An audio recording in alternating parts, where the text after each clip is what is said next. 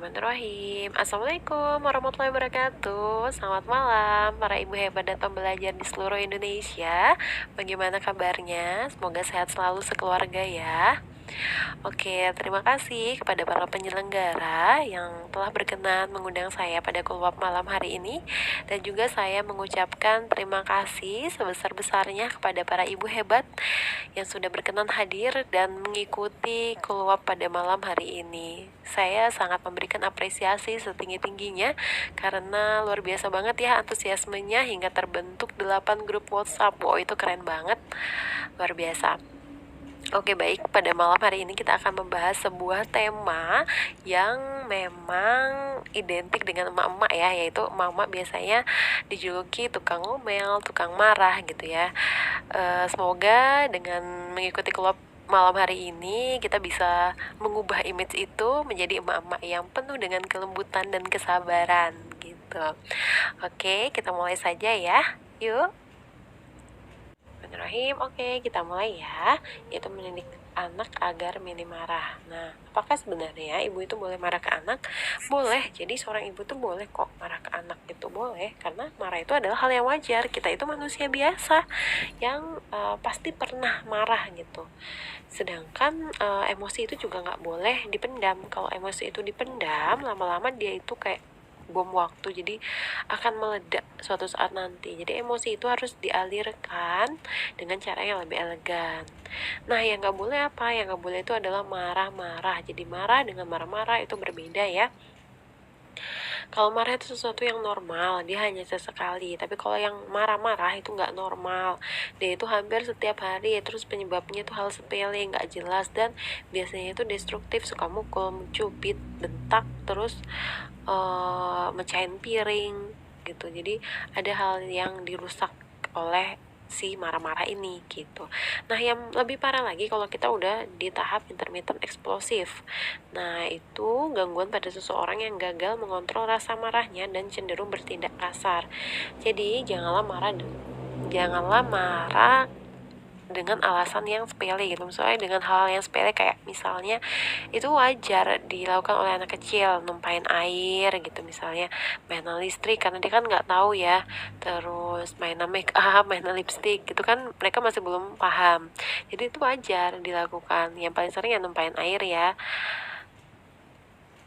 Jadi air yang tumpah itu bisa dibersihkan, tapi hati anak yang terluka itu sangat sulit untuk dibersihkan. Ya kita gampang aja ketika airnya tumpah, kita bisa ngepel, tapi bagaimana dengan hati anak yang kita marahin gitu kan? Itu udah melekat erat sampai ke alam bawah sadarnya. Itu kita harus hati-hati. Sedangkan numpain air bagi anak kecil tuh kan wajar karena dia masih belajar keseimbangan dan lain sebagainya. Kita tahu ya, dulu cerita di zaman Nabi, kita tahu bahwa Rasulullah dikencingin nih sama si anak kecil. Terus ibunya marah-marah sama si anak dan Rasulullah bilang, janganlah kamu marahin anakmu. Ini bajuku masih bisa dicuci, tapi hati anakmu bagaimana? Dia masih sakit dan itu bisa sampai ke alam bawah sadarnya gitu. Jadi dari sana kita ketahui bahwa akibat marah itu berarti luar biasa banget ya gitu.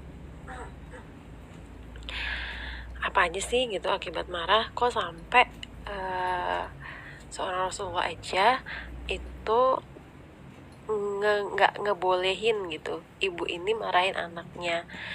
Padahal ya kita tahu ya, anggap aja kayak misalnya anak kita terus kencingin bajunya presiden, ya kita otomatis pasti marah ya, pasti marahin si anak ya. Tapi dilarang, nggak boleh kamu marahin anak kecil ini, nggak boleh gitu, karena pasti ada akibat yang luar biasa dari sikap marah-marah itu. Nah, jadi akibatnya yang pertama untuk diri kita sendiri nih, yaitu tekanan darahnya tinggi. Kalau misalnya kita, apalagi kita sebelumnya ada riwayat tekanan darah tinggi gitu di keluarga ya, nah itu malah tambah memperparah nantinya. Jadi tekanan darahnya bisa tinggi. Terus kalau misalnya kita udah punya tekanan darah tinggi nih, kalau misalnya kita tambah emosi, maka pembuluh darahnya ketika pecah, kita bisa jadi stroke gitu. Stroke itu ya lumpuh, ada beberapa tubuh yang lumpuh, baik kaki, tangan, atau wajah. Kan ada tuh yang stroke yang wajahnya aja yang lumpuh, ada yang cuma miring sebelah itu ada. Terus selain itu bisa juga terkena penyakit jantung, emah, dan yang paling sering nih penuaan dini dan memudarkan kecantikan. Orang yang suka marah-marah itu cenderung terjadi penuaan dini. Jadi kalau misalnya nih sekarang umur kita masih 25 tapi udah kelihatan kayak umur 40-an, berarti kita harus introspeksi apakah mungkin kita sering marah-marah sehingga kerutan-kerutan itu mulai muncul di tubuh, di wajah kita ya. Selain itu juga menurunkan bonding ya. Kita tahu bahwa bonding itu penting ya, karena dengan adanya bonding, anak itu nanti akan jadi anak yang menuruti apa kata orang tuanya sampai dia besar. Tapi kalau misalnya kita sama anak aja udah gak ada bonding, anak takut mau ketemu kita, ya bagaimana, kita akan sangat merugi nantinya gitu. Itu akibat marah untuk diri kita sendiri. Nah, akibat marah bagi anak itu lebih parah lagi. Yang pertama adalah merusak bermiliar sel otak. Jadi nggak cuma 1, 2, tapi bermiliar ya. Nanti saya akan jelaskan di belakang perihal ini. Lalu selanjutnya bisa melemahkan jantungnya. Dispepsia itu mirip dengan mah ya. Lalu percaya dirinya menurun, anak cenderung introvert, dan pribadi yang emosional. Jadi ini nanti larinya ke inner child ya. Jadi inner child terutama anak yang cowok, ketika dia memiliki inner child, dia mungkin dididik dulu kasar oleh ibunya, terus akhirnya ketika dia berkeluarga dia jadi cenderung kasar juga ke istri dan anak-anaknya, jadi jatuhnya KDRT. Zaman sekarang banyak banget ya KDRT, jadi harus hati-hati juga. Dan memang semarah apapun pada anak kecil, kalau bisa jangan bentak dan berkata kasar, apalagi mencubit dan memukul, karena yaitu bisa mengganggu psikis dan mematikan banyak sel otaknya ya. Jadi kenapa kok bisa, apa sih hubungannya gitu, kok cuma membentak aja bisa membunuh sel otak gitu. Nah, kenapa? Karena pada saat dibentak itu sebenarnya anak itu mungkin dia tuh nggak ngerti kalau kita tuh lagi marah. Kalau kita itu lagi marah, yang dia pahami adalah wajah ibunya tiba-tiba berubah, mimik wajahnya tiba-tiba berubah, suaranya tiba-tiba meninggi, terus dia jadi takut gitu. Nah, ketika si anak itu takut, maka hormon kortisolnya itu akan meningkat tinggi banget hingga si hormon kortisol yang tinggi itu bisa memutus sambungan sel-sel otak anak. Nah, kita tahu bahwa usia 0 sampai 2 tahun itu sel-sel otak atau 1000 hari pertama kehidupan, yaitu sel-sel otak itu berkembang begitu pesatnya. Jadi itu hanya sampai 2 tahun. Setelah umur 2 tahun dia akan mulai menurun dan pokoknya nggak secepat umur 0 sampai 2 tahun. Jadi setelah dari 2 tahun itu dia itu sel-sel otak nggak terlalu pesat berkembangnya, jadi mulai menurun gitu. Maka dari itu kita harus menjaga supaya perkembangan sel-sel otak itu berjalan dengan baik. Jangan sampai kita malah membunuh sel-sel otak yang mau berkembang itu gitu. Dr. Amir Zuhdi dari Neuroscience Indonesia menjelaskan bagian otak yang pertama kali tumbuh pada anak adalah berkaitan dengan emosi, dan sebagian besar wilayahnya adalah emosi takut. Jadi semakin sering dibentak maka semakin tinggi kerusakan neuronnya. Neuron itu adalah sel otak ya. Nah, jika neuron atau sel-sel otak terganggu, maka pertama, proses berpikir anak jadi terganggu. Kedua, anak tidak bisa menerima informasi dengan baik. Ketiga, dia akan sulit mengambil keputusan. Dan keempat, kepercayaan dirinya menurun. Selain itu juga mengganggu psikisnya ya. Jadi kecerdasan emosional si anak ini akan menurun, akan kurang baik gitu.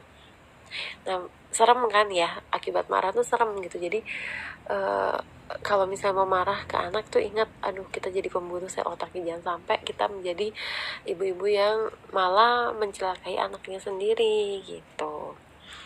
Nah, jadi kenapa ya kok belum bisa berhenti marah-marah dan ngomel-ngomelnya? Apa ada yang salah dengan diriku atau mungkin ada yang salah dengan anakku? Nah, ini nanti kita bisa cek apakah kita ada inner child. Kalau ada inner child itu dicek apakah dulu mungkin kita pernah dididik dengan marah-marah atau kekerasan. Terus apakah mungkin kita yang kurang paham maksudnya anak ini apa, kita nggak paham, belum bisa menerjemahkan inner teacher anak misalnya anaknya lagi suka lompat-lompat di kasur gitu ya, terus kita marah-marah, padahal mungkin si anak ini lagi emang butuh stimulasi otot kakinya buat lompat-lompat, tapi kita nggak paham itu. Atau mungkin adakah kebutuhan kita yang belum terpenuhi, misalnya kita kurang me time, atau mungkin kita ada masalah nih sama suami, hubungannya nggak baik, jadi akhirnya anak deh yang kena pelampiasan itu sangat sering ya kan. Terus apakah ekspektasi kita berlebihan pada anak, karena mungkin kita sering ngelihat anak orang lain kok gitu ya, anak orang lain kok bisa diem, bisa anteng, bisa pintar, anak kita kok kayak gini sih gitu. Bisa juga karena itu. Atau apakah memang perkembangan si anak ini terlambat dari usianya. Jadi ada banyak penyebabnya, nanti kita akan bahas di belakang. Jadi sesungguhnya saya juga yakin banget gak ada kok orang tua yang pengen marah-marah ke anaknya gitu, gak ada gitu. Jadi sebenarnya itu kita tuh marah karena apa ya gitu. Maka dari itu kita harus gali nih penyebab marah kita, karena sesungguhnya seorang ibu, apalagi ibu ya, ibu itu adalah orang pertama yang sangat mencintai anaknya, bahkan cinta seorang ibu itu lebih pokoknya dibandingkan yang lain gitu. Kalau misalnya ayahnya mencintai anaknya mungkin nggak sebesar ibunya mencintai anaknya gitu ya kan.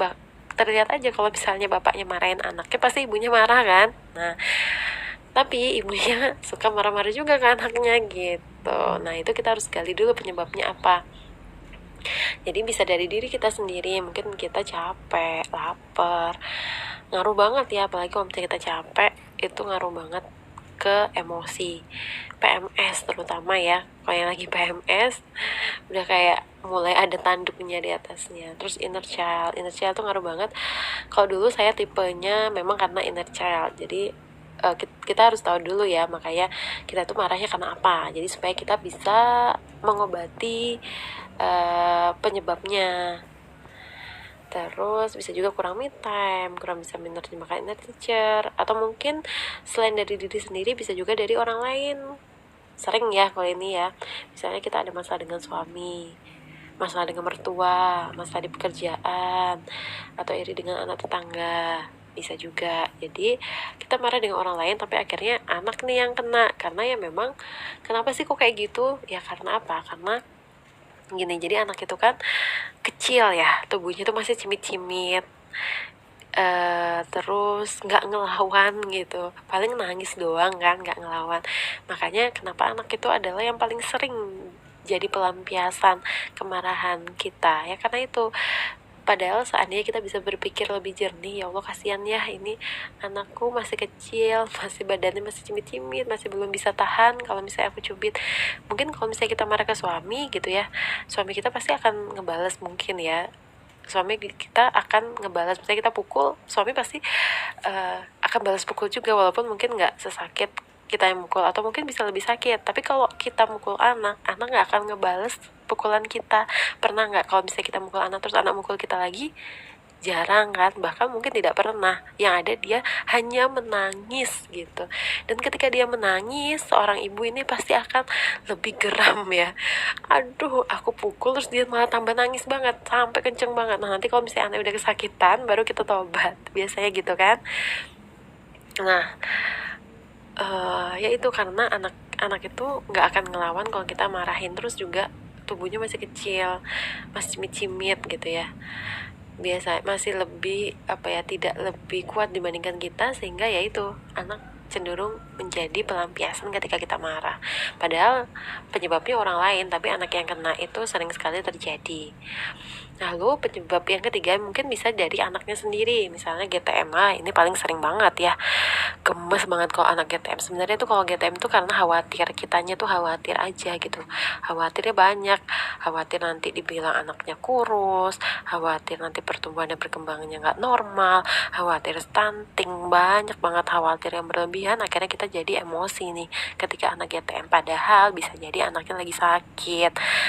Padahal wajar ya, kita aja yang sakit nggak doyan makan, apalagi anak. Atau mungkin anaknya masih giginya masih sedikit, belum bisa ngunyah lama gitu, belum bisa ngunyah cepet, jadi ngunyahnya lama, terus kita marahin. Padahal ya coba aja kita nyoba nih, kita ngunyah dengan satu sisi aja gitu ya, satu sisi misalnya, karena giginya kan masih sedikit ya anak kecil itu, dan masih kecil-kecil kan, otomatis ngunyahnya pasti lama, terus makannya agak lama juga biasanya. Nah itu juga kadang kita nggak sabaran, ngunyah lama banget sih gitu ya kan. Terus anak mungkin dia belum lapar, terus kita suruh dia makan, sedangkan kita aja kalau kita nggak lapar kita mau makan juga males kan. Nah itu kadang kita masih belum paham. Terus bisa juga memang anaknya lagi rewel, lagi sakit, atau mungkin memang tipe anak yang hiperaktif, atau memang tumbuh kembangnya yang terlambat. Jadi memang kita kudu harus aware juga, jadi harus ngecek apakah anak kita itu udah sesuai dengan milestone-nya atau red flag-nya belum gitu. Dan kita juga bisa karena khawatir yang berlebihan, ketakutan yang berlebihan, seperti yang saya jelaskan tadi sebelumnya, khawatir yang berlebihan yang mengakibatkan kita jadi cenderung suka marah-marah ke anak, nggak boleh ini, nggak boleh itu, terus banyak larangan, jadi anaknya juga nggak nyaman, ibunya juga nggak nyaman.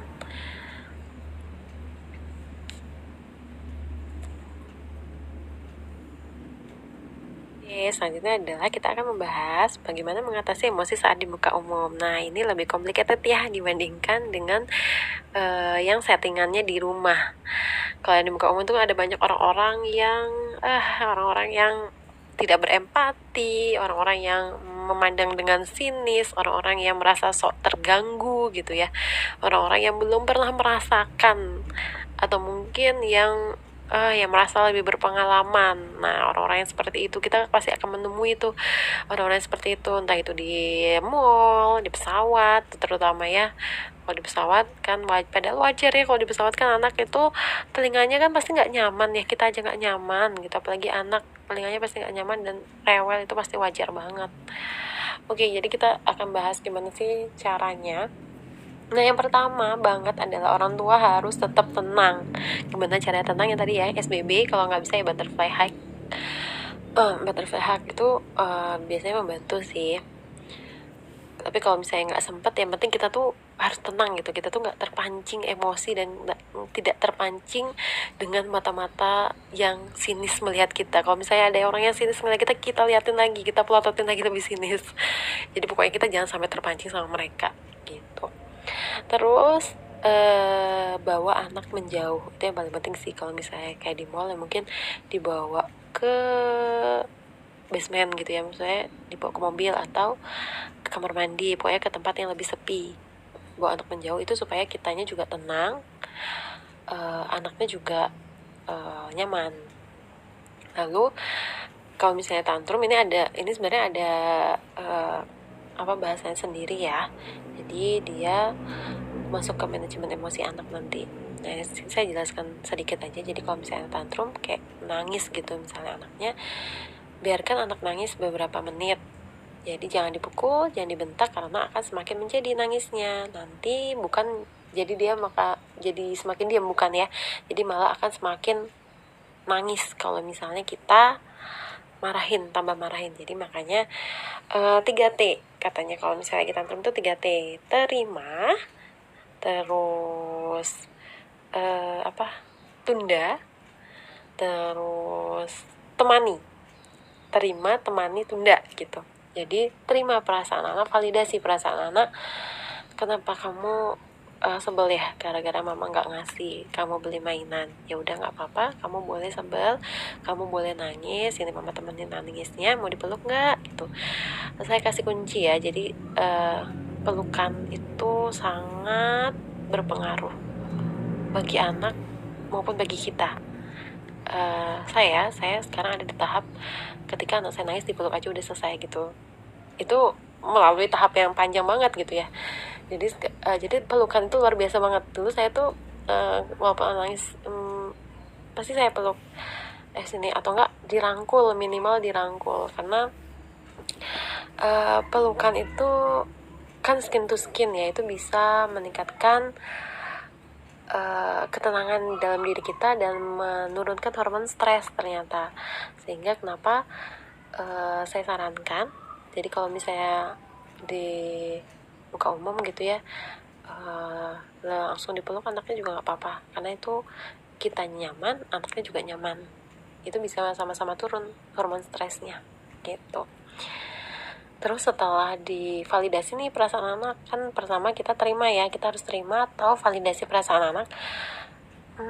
Sabar ya nak, maaf ya mama memang nggak bisa ngasih kamu untuk beli mainan ini, karena mungkin kita di rumah kan sudah banyak punya mainan gitu ya. Kamu kalau mau nangis nggak apa-apa, boleh, kamu pasti sebel, kamu pasti sedih, nggak apa-apa, sini mama temenin ya. Akhirnya kita temenin tuh anak sampai dia selesai nangis. Nah biasanya kalau misalnya kita tambah dengan pelukan, dia nangisnya akan mulai reda. Nah setelah reda, setelah kita temani, baru kita nasihatin. Tapi nanti, jadi jangan langsung dinasihatin, jadi tunda dulu nasihatinnya ya. Kamu jangan nangis muka umum, nanti mama malu gitu. Jangan langsung di sana, nanti tambah nangis lagi. Jadi ditunda dulu, nanti kalau misalnya udah di rumah baru kita nasihatin. Jadi intinya yang itu tadi ya, 3T: terima, temani, tunda ya. Tapi sebelum 3T kita harus tenang dulu. Kalau kitanya nggak tenang, sulit. Jadi kita harus tenang dulu, jangan terpengaruh sama yang lingkungan, terus ajak anak menjauh, terus kita tetap terapkan prinsip 3T tadi. Gitu caranya, oke? Baik, kita akan masuk ke manajemen emosi. Nah, di sini saya bagi jadi 3. Jadi ada yang pertama sebelum marah, yang kedua adalah saat marah atau pada saat live ya. Yang ketiga yaitu setelah marah, setelah kita terlanjur marah. Oke, jadi kita bahas yang pertama dulu, yaitu sebelum marah. Nah, di sini kita dianjurkan untuk membuat checklist penyebab marah tersering kepada anak. Jadi, ketika penyebab itu datang, nah kita bisa mencegahnya nih sebelum muncul penyebab itu. Nah, di mana checklistnya? Nanti ada di slide selanjutnya tadi yang judulnya apa tadi ya? Menggali penyebab marah yang tadi itu. Nah, nanti di sana bisa di checklist apa aja sih yang paling sering menyebabkan kita marah, misalnya PMS. Nah, jadi kalau misalnya kita lagi PMS, gimana caranya supaya buat mood kita itu bagus sehingga kita tidak marah-marah ke anak. Misalnya kita makan makanan yang enak, atau kita bilang ke suami, kamu jangan cari gara-gara ya, aku lagi PMS, nanti aku bisa marah terus aku lampiasin ke anak, misalnya nih ya. Misalnya, jadi membina hubungan baik dengan suami gitu. Atau yang tadi sering makan makanan yang enak gitu ya, jadi supaya moodnya bagus. Atau misalnya karena capek, paling sering ini karena capek. Nah, kalau misalnya karena capek, berarti capek itu obatnya memang harus istirahat. Berarti kita harus istirahat dulu sebelum kita megang anak. Jangan sampai ketika kita capek kita megang anak, karena kita pasti akan cenderung lebih mudah marah gitu. Jadi ini harus dibuat checklistnya dulu ya. Terus selanjutnya yaitu saat marah. Nah, saat marah ini dibagi jadi beberapa step ya. Ada 3 stepnya, yaitu yang pertama adalah SBB ya. SBB atau Stop Breathe Break 3 minutes. Terus nanti kalau misalnya masih marah lagi, kita bisa mundur ke belakang. Nah, kalau misalnya masih marah lagi, kita harus berarti mengalirkan energi emosi kita. Berarti energinya tuh udah berlebihan banget, jadi perlu dialirkan gitu. Oke, kita ke step pertama, yaitu pada saat live nih ya, lagi marah. Stop dulu, tahan, terus tarik nafas. Tarik nafas, sambil doa, sambil istighfar, sambil berzikir, sambil auzubillahi gitu, biar setannya pergi. Tarik nafas yang dalam. Kenapa tarik nafas? Karena aliran oksigen itu bisa membantu kita menjadi lebih tenang gitu. Setelah tarik nafas, kita kasih tahu anak kalau misalnya kita sedang marah dan kita butuh cool down dulu, kita butuh tenang dulu untuk sementara waktu. Bilang, bunda atau mama lagi marah, kita diam dulu ya sampai bisa cool, supaya anak juga tahu bahwa kita itu lagi marah, dan anak juga belajar. Dia belajar bagaimana sih marah yang baik itu seperti apa gitu. Nah, setelah itu kita break sekitar 3 menit. 3 menit itu kan cepet ya. Jadi diem dulu sebentar selama 3 menit. Nah, ngapain aja sih selama 3 menit itu? Jadi nggak diem ya, nggak cuma diem doang. Nah, 3 menit itu, menit pertama, ingat akibat marah-marah ke anak itu, ingat, aduh kalau aku marah nanti sel otak anakku jadi mati semua, dan anakku nanti punya inertia, anakku nanti nganggap aku ibu tukang marah, dan lain sebagainya, itu diingat. Terus yang kedua, cek keadaan kita. Nah, apakah kita itu sedang lagi capek, lagi PMS, lagi lelah, atau kita tuh sebenarnya nggak marah ke anak, tapi sebenarnya kita tuh marah ke suami, atau sebenarnya kita itu karena dimarahin atasan terus kita jadi bete terus akhirnya marah ke anak, atau mungkin kita sebel sama mertua nih, gara-gara mertua kita ada di rumah atau ngomel sama kita, akhirnya kita jadi ngomel juga nih sama si anak. Nah gitu, itu harus dicek keadaan kita. Sangat tidak adil ketika kita itu marah ke pasangan atau kita marah ke mertua tapi ternyata akhirnya anak jadi pelampiasan, itu kan nggak adil kan, kasihan anaknya masih kecil. Nah, terus di menit ketiga kita cek keadaan anaknya.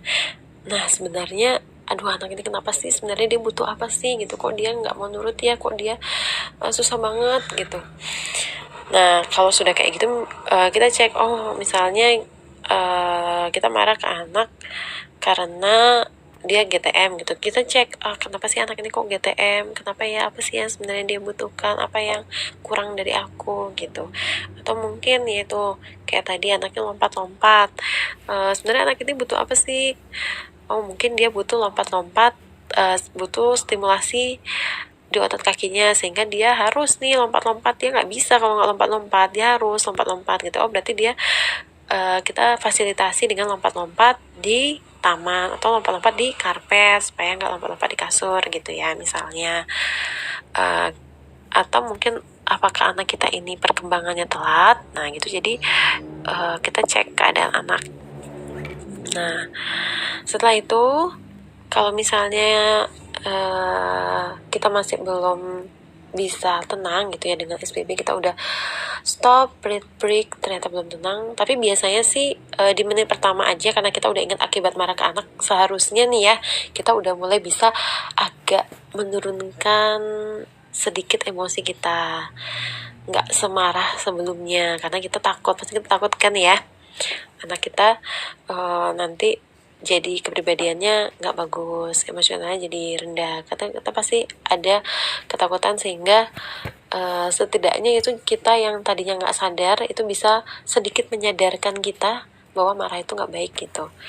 Nah tapi kalau misalnya emang kita sangat marah gitu ke anak, kita masih belum sadar juga dengan SPB, dengan stop dead break, maka kita ke step kedua, yaitu mundur ke belakang. Nah kalau misalnya kita mundur ke belakang, itu harus pastikan anak kita itu aman ya. Jadi kalau misalnya kita emang tinggal anak kita mau ke kamar gitu, anak tuh harus bisa aman. Jangan sampai anak kondisinya nggak aman, nanti kita malah jadi nggak bisa tenang. Nah, apa yang dilakukan saat mundur ke belakang? Sama, jadi lakukan break 3 minutes, tapi dengan tambahan, yaitu dengan tambahan doanya yang lebih kencang. Ya Allah, mohon ketenangan, mohon hati ini ditenangkan, mohon berikan ketenangan, tolong supaya bisa lebih sabar gitu. Lebih banyak berdoa dan berzikirnya. Terus lihat foto-foto anak di HP. Terus bisa juga lakukan butterfly hug. Nah ini kayaknya udah mulai ini ya, mulai populer sih butterfly hug nih. Butterfly hug itu dikembangkan sebenarnya oleh Lucina Artigas. Jadi dia itu relawan ya pada saat korban badai Acapulco. Jadi untuk menenangkan. Nah ini lebih populer lagi ya, ibu-ibu yang suka nonton drakor mungkin pernah nonton yang It's Okay to Not Be Okay. Di sana ada prakteknya butterfly hug ya. Jadi cara melakukannya yaitu silangkan lengan di dada, kaitkan jempol kanan dan kiri, atau kalau yang mau dibantu itu bisa kayak digambar ya. Lalu tutup mata perlahan, tepuk perlahan kiri dan kanan bergantian kayak kupu-kupu. Terus tarik nafas dan pelan, lakukan selama 3 menit atau 10 kali tepukan sambil tetap doa dan zikir ya. Itu yang paling penting, karena kita sudah melakukan apa-apa tapi kalau kita nggak berdoa sama aja kita pasrah kepada yang pencipta kita. Kita minta supaya diberi ketenangan. Lalu bisa juga tepuk-tepuk tepuknya itu sampai ke lengan, sampai ke bawah, ke arah bawah itu bisa juga. Dan itu juga bisa diulangi kalau misalnya ngerasa belum tenang. Nah, di slide selanjutnya saya akan jelaskan itu cara mempraktekkan butterfly hug-nya ya. Jadi ada gambarnya, nanti bisa dipraktekkan. Jadi maksudnya itu bisa sampai ke lengan tuh, jadi tepuk-tepuknya tuh bisa sampai ke arah bawah gitu loh. Jadi nggak cuma di bagian bahu aja. Nah, kalau misalnya sudah melakukan mundur ke belakang tapi tetap aja marah nggak selesai-selesai gitu ya, itu berarti waduh ini energi kemarahannya luar biasa dan harus dialirkan gitu. Gimana caranya mengalirkan energi kemarahan dengan lebih elegan? Yaitu yang pertama bisa berteriak di balik bantal, yang kedua bisa menangis, yang ketiga bisa menulis ekspresif. Jadi menulis ekspresif itu kayak kita nulis, tapi itu sampai pulpennya itu kertasnya sampai bolong gitu loh, sampai kertasnya bolong saking kita marahnya gitu. Itu bisa menulis ekspresif. Atau bisa dengan mencuci piring ya, bukan membanting piring tapi mencuci piring. Bisa juga mencuci sepeda, motor, mobil. Yang paling sering sih yang worth it banget tuh bisa membersihkan kamar mandi. Itu kamar mandi bisa jadi bersih banget karena kita kan mengalirkan energi, kita ngosaknya keras banget sampai akhirnya bersih semua ya. Yang jelas jangan banting-banting, jangan mukul-mukul, jangan mencahin piring, jangan mencahin kaca gitu ya. Jadi itu salah satu bisa dipilih cara-cara untuk mengalirkan energi. Atau mungkin memiliki cara yang lebih kreatif, bisa atau memotong rumput gitu, boleh. Pokoknya yang sifatnya positif. Dan kalau bisa jangan melampiaskan emosi kepada anak, apalagi pada suami ya. Itu dilarang. Nah, itu yang saat live. Jadi ada 3 step ya, yang tadi SPB. Terus kalau nggak bisa mundur ke belakang, jangan lupa juga minta izin ke anak ya. Kalau misalnya kita mau mundur ke belakang, tetap minta izin. Terus yang ketiga, kalau nggak bisa berarti kita ada energi yang begitu besar yang harus kita alirkan. Oke, itu saat live. Nah, sekarang nih yang paling sering adalah setelah terlanjur marah ya. Karena kan emang sih berusaha sadar itu sulit. Jadi perlu latihan. Jadi kalau misalnya kayak sekarang kita ikut keluar nih, besok terus tiba-tiba kita jadi sabar, itu kemungkinannya kecil. Jadi emang harus bertahap. Mungkin sabarnya masih sedikit, terus nanti bertambah gitu. Amin ya. Nah, kita akan bahas yaitu setelah terlanjur marah ini yang paling sering terjadi ya kan. Karena yaitu otomatis terjadi ya. Apalagi yang punya inner child terutama. Jadi kalau misalnya kayak udah terlanjur marah gitu ke anak, maka yang pertama kita lakukan adalah minta maaf. Setelah minta maaf, ulangi do over ya. Jadi ulangi kembali kata-kata kita yang tadi itu, tapi dengan nada yang datar, tidak membentak, dan penuh empati. Jadi penuh empati itu maksudnya apa? Bahasa tubuh empati itu adalah posisikan diri kita sejajar dengan anak. Kalau misalnya kita perlu berlutut atau jongkok nggak apa-apa, duduk gitu ya, sama-sama biar sejajar. Matanya ngeliat mata anak, terus pegang lengannya, bicara dengan nada datar, tarik nafas, ulangi lagi kata-katanya tapi dengan tidak membentak. Lalu minta anak untuk mengingatkan kita gitu. Maksudnya kalau misalnya kita marah lagi, next tolong diingetin nanti ya, mamanya kalau misalnya mama marah lagi tolong diingetin ya nak ya, nanti bilang aja ma istighfar mama, baca auzubillah mama, sabar mama nggak pengen surga nih kan, katanya jangan marah bagimu surga, nanti kalau mama marah-marah berarti mama nggak pengen surga dong gitu. Jadi anaknya suruh ngingetin kalau misalnya kita marah, jadi saling mengingatkan juga gitu. Nanti kalau misalnya adik marah, kalau mama ingetin adik juga nggak apa-apa ya, jangan malah tambah marah ya, kita saling mengingatkan ya kalau kita marah gitu. Dan gunakan rumus 5:1. Jadi ketika kita marah 1 kali, maka kita wajib memberikan 5 pelukan dan kasih sayang. Jadi kalau kita marah, berarti kita harus lebih baik lagi ke depannya. Nah, ini ada contohnya. Jadi misalnya nih, anak disuruh mandi nggak mau, itu paling sering ya. Anak itu malas mandi, entah kenapa, memang seperti itu kali ya. Anak disuruh mandi nggak mau. Terus akhirnya kita marah nih. Kamu itu misalnya disuruh mandi sekali, nggak berangkat. Terus disuruh mandi 2 kali, nggak berangkat. Suruh mandi 3 kali, nggak berangkat. Akhirnya kita meledak, marah. Kamu itu disuruh mandi nggak mau, dan lain sebagainya seterusnya gitu ya. Terus kita ya lakukan tadi, kalau misalnya udah terlanjur marah, kita break dulu 3 menit ya. Jadi tarik nafas, lakukan SBB tadi, tarik nafas, tenang, terus habis itu balik lagi tuh kita ke anak. Setelah kita udah tenang, kita balik lagi ke anak kita. Kita bilang kata-kata yang sama, tapi bahasanya lebih halus, lebih datar, dan bahasa tubuhnya empati ya. Jadi posisikan diri sejajar dengan anak atau berlutut, pegang lengannya, tarik nafas, dan mulai bicara dengan nada datar. Dan ulangi kesalahan anak itu yang paling penting. Jadi anak supaya tahu kesalahannya apa. Kayak misalnya, nah tadi mama udah suruh mandi, tapi adik nggak mau. Terus mama juga tadi sempat marah dan bentak adik. Mama minta maaf ya, I'm so sorry.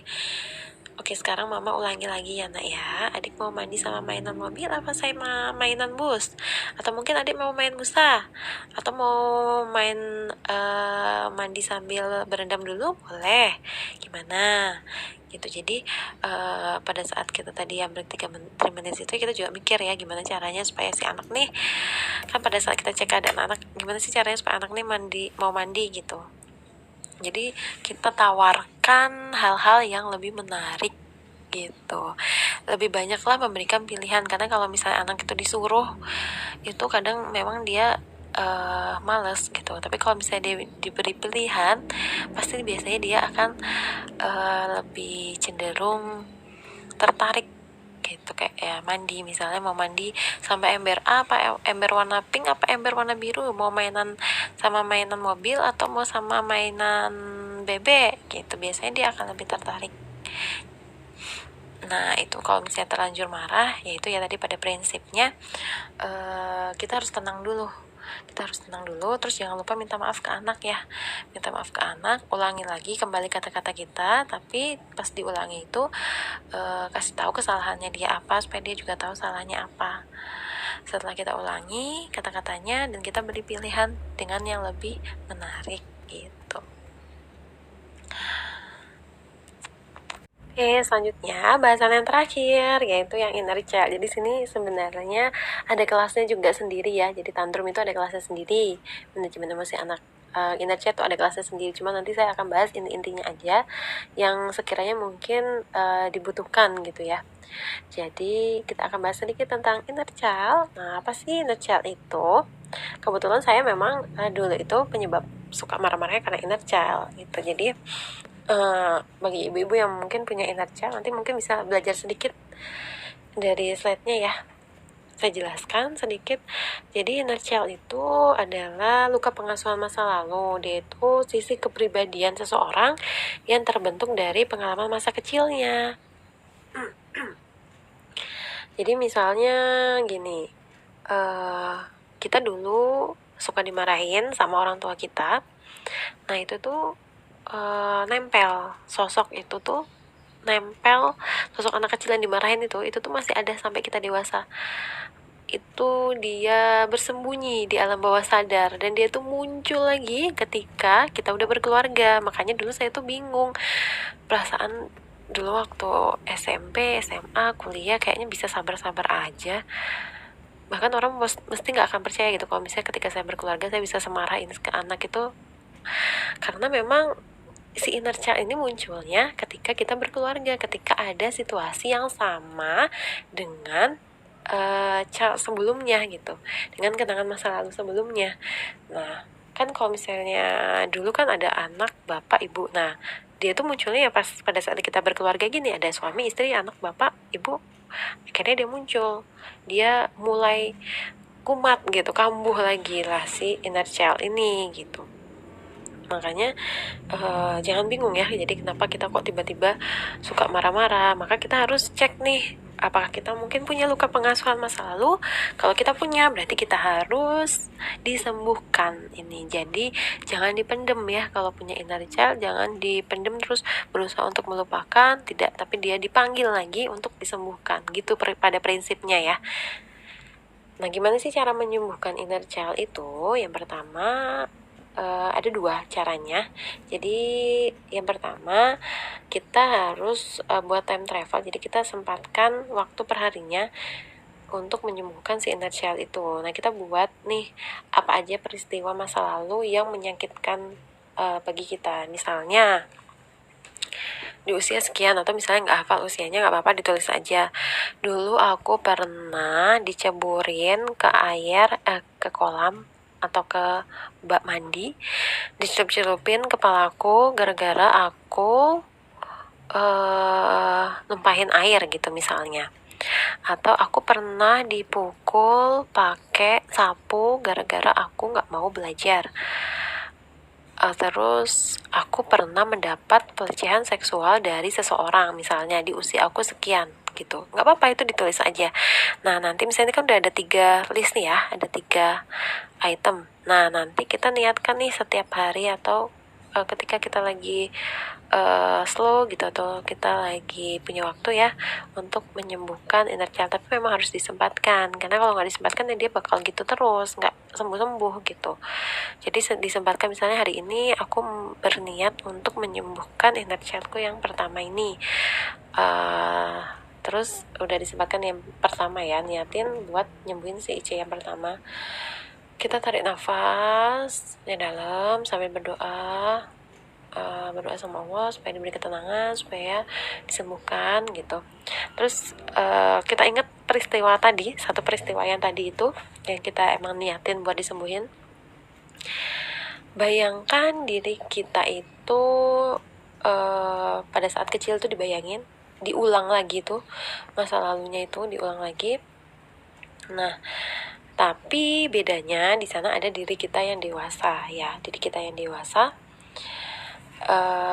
datang nih pada saat dia misalnya dicelup-celupin ke air itu ya, dicelupin ke air mukanya di bak mandi gitu.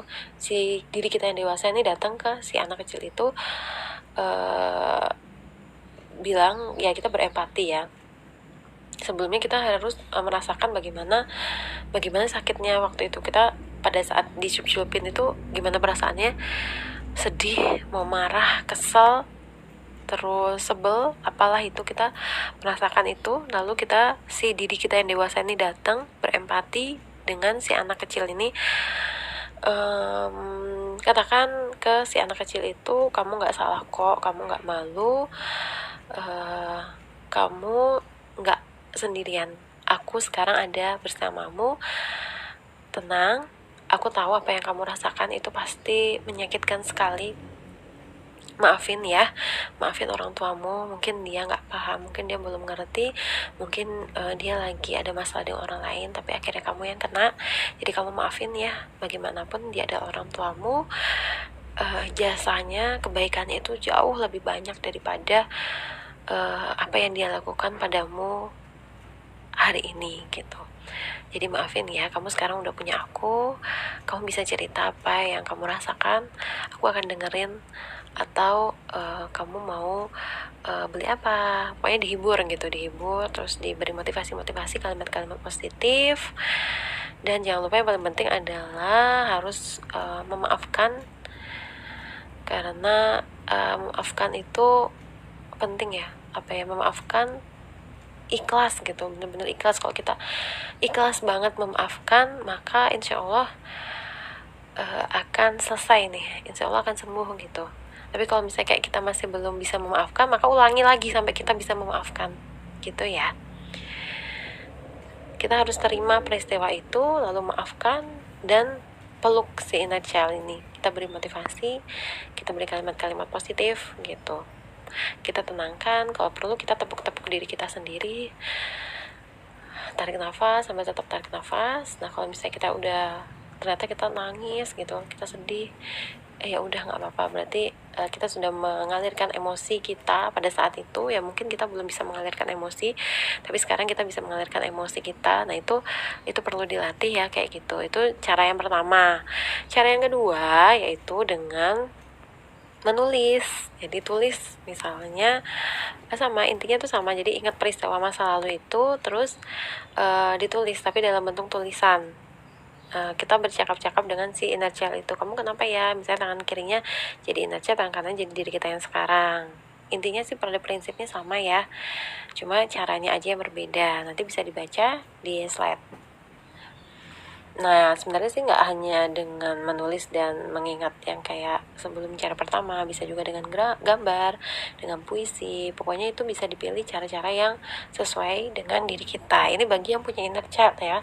Kalau yang nggak punya inner child sih nggak apa-apa, nggak masalah. Jadi bisa melatih dengan teknik-teknik yang tadi yang di atas. Oke, terakhir nanti bisa ditulis ya. Itu nama anaknya siapa, jadi dia anakku.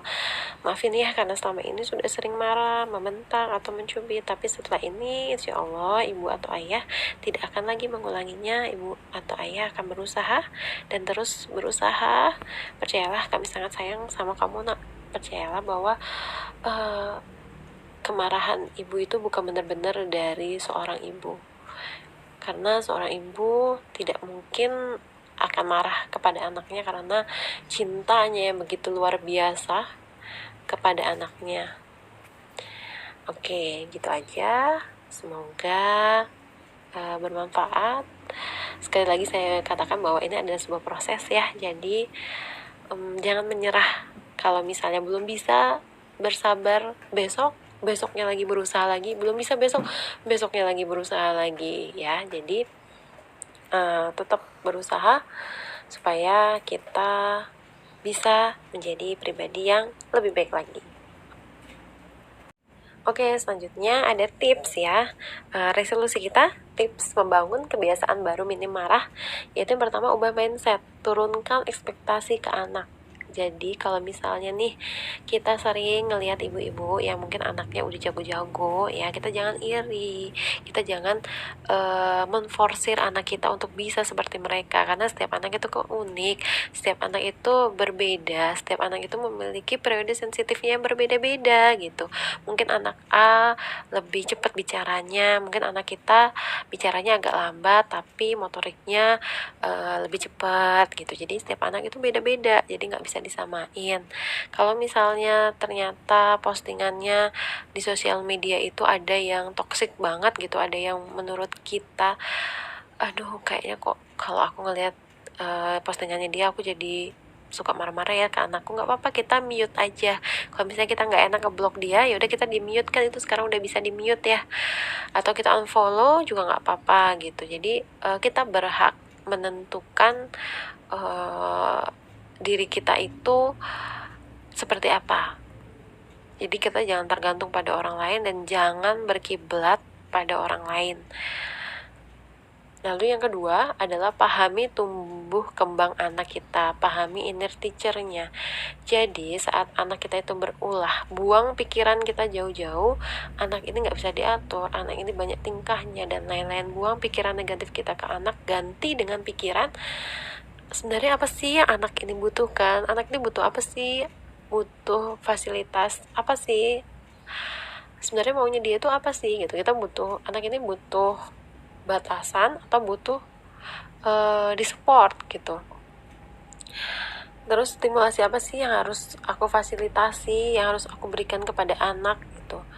Atau opsi menarik apa ya yang harus aku berikan supaya anak mau nurut, yaitu pilihan-pilihan apa ya, kata-katanya aku harus ganti jadi apa ya supaya anak kita itu mau nurut. Nah itu perlu dipikirkan. Lalu yang ketiga, pasang tulisan jangan marah bagimu surga, atau tulisan-tulisan motivasi yang supaya kita itu tidak marah-marah, atau boleh juga kayak tidak boleh sering marah, jangan suka marah-marah lagi ya kamu gitu misalnya. Lalu yang keempat, buat target sehari harus marah berapa kali dan lakukan evaluasi. Misalnya hari ini kita marah 5 kali, besok kita marah 4 kali, besok kita marah 3 kali gitu ya. Lalu yang terakhir, bagi yang muslim, saya sarankan untuk tilawah minimal 5 lembar per hari. Kenapa? Karena ini ngaruh banget ya. Berdasarkan pengalaman saya, ketika saya kurang tilawahnya maka emosi saya jadi lebih labil, saya lebih sulit berpikir jernih. Tapi ketika kita bisa memaintenance, bisa tilawah minimal 5 lembar per hari gitu. Kalau bisa lebih dari itu malah lebih bagus. Kita akan jauh jadi semakin tenang gitu ya. Terus ada 5 pengingat agar kita nggak lagi-lagi marah dan bentak anak. Yang pertama adalah ingat kalau misalnya kita marah akan banyak terbunuh sel-sel otaknya karena bentakan kita. Terus juga ingat kalau misalnya kita marah, dia kebal sama aku, terus dia nanti dendam sama aku gitu. Ingat, dan dia akan menganggapku ibu yang jahat.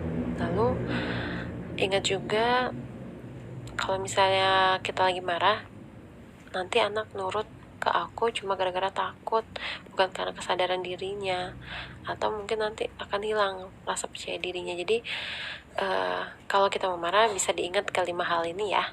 Semoga dengan mengingat 5 hal ini marah kita jadi mulai berkurang. Oke?